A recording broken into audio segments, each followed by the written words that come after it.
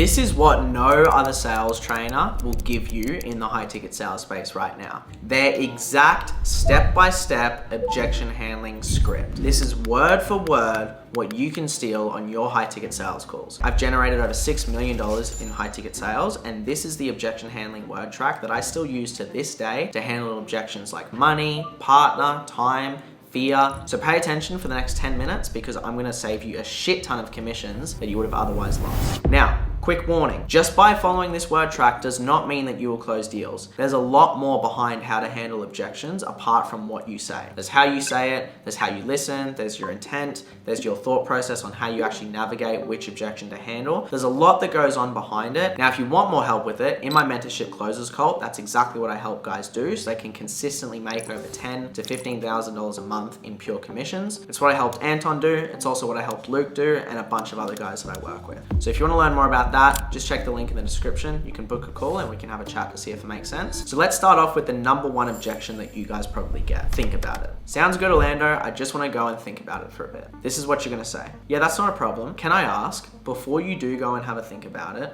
do you genuinely feel like what we've gone through can actually get you to XYZ so you can XYZ? Now let's break this down for a second. We're not gonna do what most salespeople do, which is go straight into handling the objection. Oh, what do you need to think about? You know, when people tell me they need to think about it, it's because of this, or this. What is it for you? Don't do any of that. It's too forceful, it's too direct, and in 2025, prospects are gonna be sick of that. The first thing we wanna do when handling objections is diffuse it like a bomb. I just wanna say something quickly. These objection handling frameworks that I'm teaching you, I did not create them. This is something that I've learned after spending $100,000+ on sales coaches and sales mentorships, and it's a combined approach of the best ones that I've found to work for me. So let's break down this think about it objection handle. The first thing we want to do is diffuse it like a bomb. That's not a problem. No stress. No worries. You want to use words like that, get the prospect to start to feel calm before you just go in and handle the objection. Once you've done that, then you're going to get buy-in on your program. Right now, when a prospect tells you they want to think about it, in their mind, they're exiting the conversation. So before they exit the conversation, we want to get them to remember why they're even looking at this program in the first place. So I like to use words like genuinely. Do you genuinely feel like what we've gone through can actually get you to 10K a month so that you can provide for your family? Now, again, we want to make sure that we remind them of the external outcomes and the tangible goals that they told us earlier in the call. Let's say they're looking at a weight loss program and they want to lose 10 kilos. Do you genuinely feel like this can help you lose 10 kilos so that you can have more energy and more confidence when you take your shirt off at the beach? Okay, so we want to remind them of those things. Now, 95% of the time, if you've done the rest of the call right, they're going to say yes. Once they say yes, you can't accept that. You need to double down on it. Well, why do you feel like it can though? Just from your perspective. I don't say why.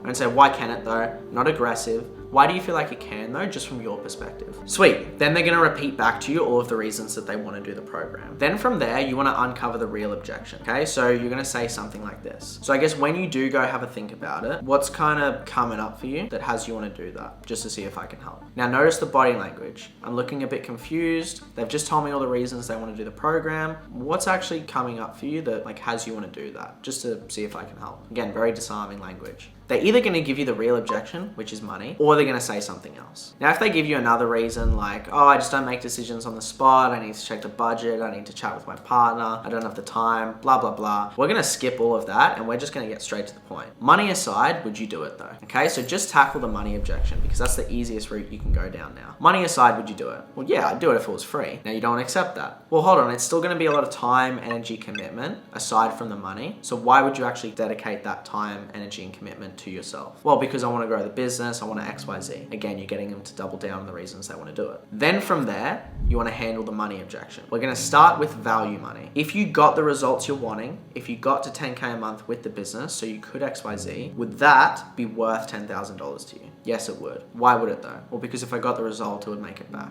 Okay, sweet. We've got buy-in on the value. Then from there, we're going to funnel them. We're going to funnel them into fear or logistical money. It's either they have the money, they just don't want to make the decision yet, or they don't have the money even though they want to do it. And we're going to funnel them into that. So we're going to say something like, cool, so is it a case that you have the money, you're just hesitant as to whether you want to do it or not, or you want to do it, you just don't have the full investment right now, and you and I, we might go have to steal some cash from a granny on the street. Some kind of joke like that. I've seen other people say, are we going to have to rob a bank? You could do that too. Some kind of joke, again, just to lighten the mood. Now, let's say they have the money, they just don't want to make the decision yet, then we're going to go into fear, which I'll touch on in a second. Now, if they don't have the money, but they want to do it, sweet. That's the easiest easiest objection to handle. It just means it's logistical money. They want to do it, they just don't have the money. No stress. As you can imagine, not everyone has 10K upfront ready to go. And that's part of the reason they're on the call. So they can learn how to make more money and they can invest back into themselves and into the business. So can I ask, if you had the money, would you do it? Yes. Why would you though? Now that's optional, depends how many buy-ins you've got at that point. Okay, so you want to do it, it's just about making it work within your budgetary constraints. Is that right? Yes? Sweet.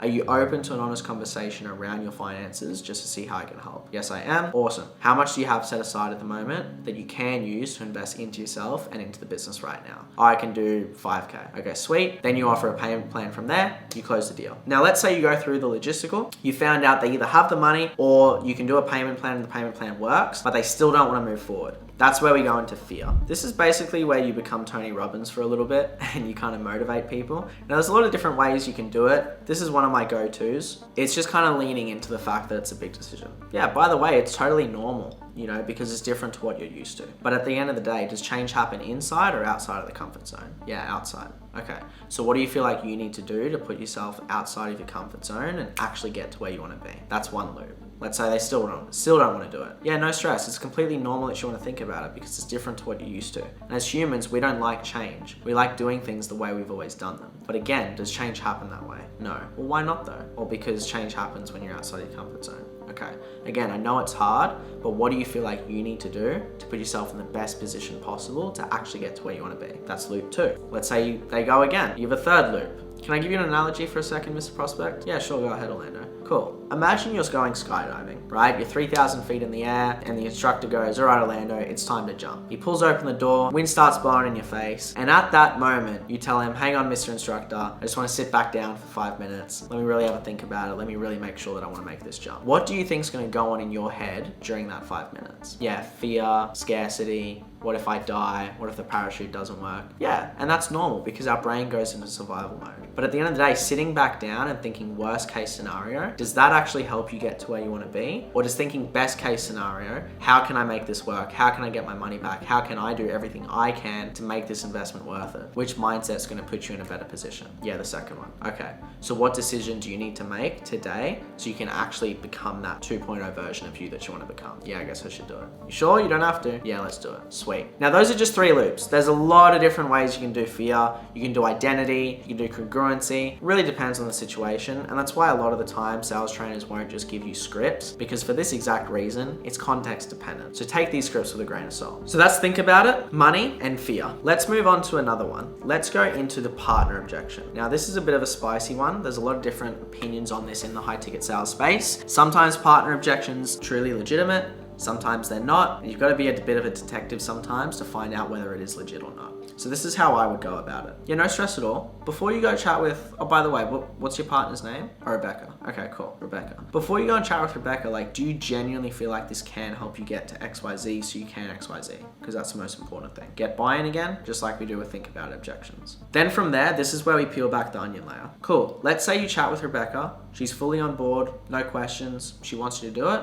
What would you do then? Now, most times they'll tell you, oh, I would do it. Sweet, that's good. Sometimes they'll say, oh, I would still have to do this. I would still have to check the money. I would still have to check the finances. Sweet, you gotta go handle that objection first before you come back to money. Now, let's say you've done that. They go, oh, I would do it. Okay, and let's say you go chat with Rebecca and for whatever reason, she doesn't want you to do it. You know, maybe she just sees the price. She doesn't have the context of what we spoke about. Now, there's 2 things you'll get. You'll either get, I wouldn't do it, or you'll get, I'd do it anyway. Now, if they say I wouldn't do it, this is a case by case, and honestly it depends on you and your personality and the offer. For example, if you're on a fitness offer, maybe you're on a biz op offer, where the chances of you getting a follow-up sale are quite low, I would say do a responsibility frame anyway. But again, it's up to you. Sometimes you can get a down payment and then schedule a follow-up call with the partner. I've done that in a lot of cases and then they end up coming through, but you get some sort of commitment. Now, the other way is they say, oh, I'll do it anyway. Sweet. That's how you know it's a fear objection. So then you can go through this responsibility frame. Okay, cool. Because like, can I ask, like at the end of the day, whose responsibility is it whether you actually get results from this program or not? Well, yeah, it's me. Okay, and who's going to be the one going to the coaching calls, implementing the advice we give? Like, is that going to be you or Rebecca? Yeah, it's going to be me. Okay, so I mean, do you feel like it's fair to put that decision on Rebecca when it's your decision at the end of the day? Well, no, not really. Well, why not though? Well, because yeah, it's me. It's my decision at the end of the day. Okay, so what do you feel like you need to do to put yourself in the best position possible so that you can actually start hitting those 10K months? Yeah, I guess I should do it. Sweet, let's rock and roll. Cool. So that's the partner objection. There's other objections as well, but for the most part, those are the main 4 that's going to help you close a lot more deals. Now, again, just by having this script, this does not mean that you will close all of your objections, because there's context, the call is dependent on the prospect, the offer, there's a load of different factors. But what I would do if I was you guys is I'd take the best elements of this and see what you can apply to your offer. So I hope that helps. And again, if you want help actually implementing this advice for your specific offer, just check the link in the description. That's what I cover inside a Closers Cult in my private mentorship. So if you want to learn more about that, you can click the link below and book a call, and we can have a chat to see if it makes sense. Other than that, I'll see you in the next video.